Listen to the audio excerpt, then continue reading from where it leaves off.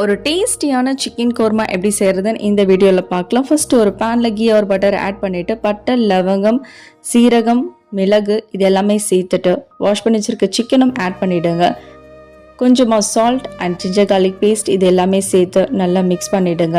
ஒரு spoon red chilli powder and ஒரு spoon coriander powder, cumin powder, சீரகத்தூள் சீரகத்தூள், டர்மரிக் பவுடர் இது எல்லாமே சேர்த்து மிக்ஸ் பண்ணிவிட்டு கொஞ்சமாக மிளகுத்தூள் இதெல்லாமே ஆட் பண்ணிவிட்டு ஒரு 5 minutes நல்லா அந்த மசாலா கூட மர்ஜ் ஆன பிறகு ஃப்ரைட் ஆனியன்ஸும் நீங்கள் சேர்த்து வதக்கி விட்டுருங்க.